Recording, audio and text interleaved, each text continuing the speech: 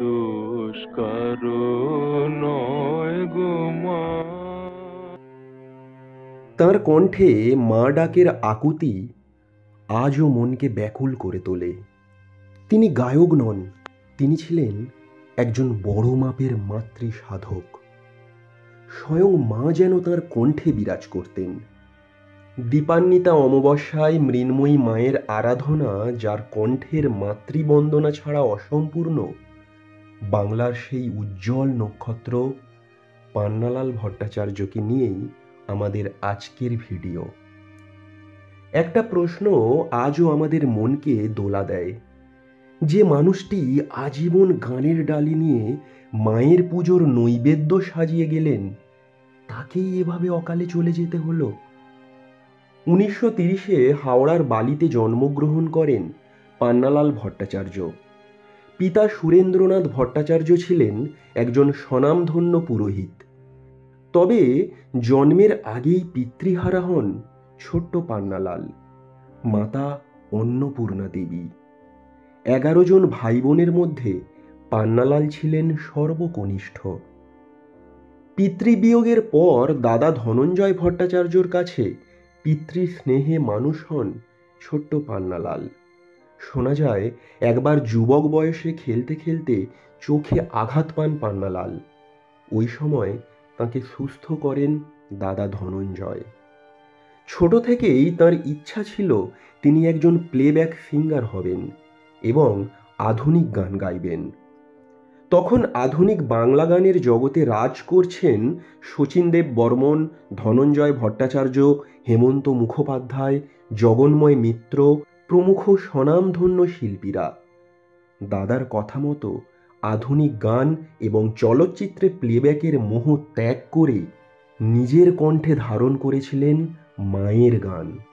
দাদার হাত ধরেই মেগাফোন কোম্পানিতে সুযোগ পেলেন শ্যামাসঙ্গীত গাওয়ার জন্য, আর তাতেই মাতৃসঙ্গীত সাধনার জোয়ার বয়ে গেল তাঁর মনে। আমার সাধ না মিটিল, আশা না ফুরিল শ্যামাসঙ্গীতটি গ্রামাফোন কোম্পানিতে তাঁর প্রথম রেকর্ড হয়। এরপরই শুরু হয় ভক্তিগীতির এক নতুন অধ্যায়। অপার সংসার নাহি পারাপার, ভেবে দেখ মন কেউ কারো নয়, চাই না মাগো রাজা হতে, আমার মায়ের পায়ের জবা হয়ে, তুই নাকি মা দয়াময়ী, সকলই তোমারই ইচ্ছা প্রভৃতি শ্যামাসঙ্গীত পান্নালাল ভট্টাচার্যের কণ্ঠে অমরত্ব লাভ করে। 36টি আধুনিক গান সহ 18টি রেকর্ড, 3টি বাংলা ছায়াছবির গান এবং 40টি শ্যামাসঙ্গীতের রেকর্ড করেন পান্নালাল ভট্টাচার্য।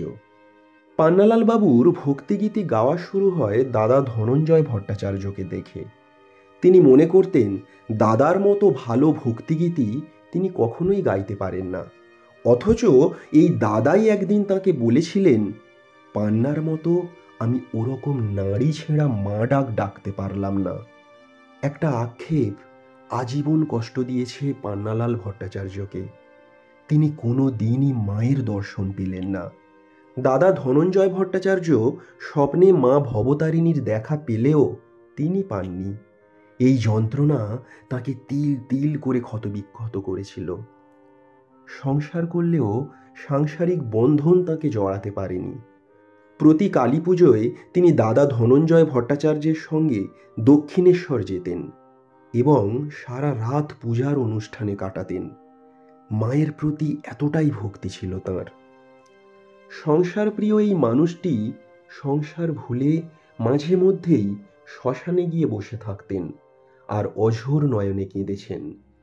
মনে মনে মাকে ডাকতেন।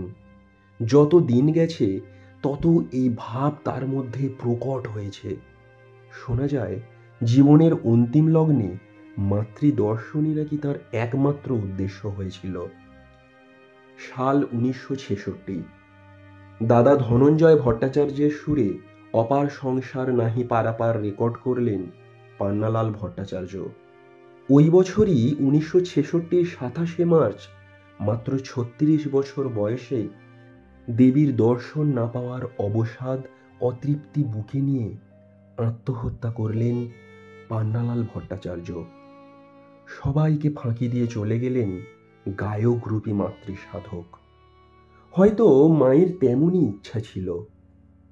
তার অকাল প্রয়াণের পর স্ত্রী ও কন্যার সকল দায় দায়িত্ব দাদা ধনঞ্জয় ভট্টাচার্য গ্রহণ করেন। মায়ের দেখা না পেলেও মা আজীবন তাঁর কণ্ঠে বিরাজ করেছেন। আজও তাই শ্যামা মায়ের পুজোর কাঁসর ঢাকের সঙ্গে তাঁর গানগুলিও বিদ্যমান।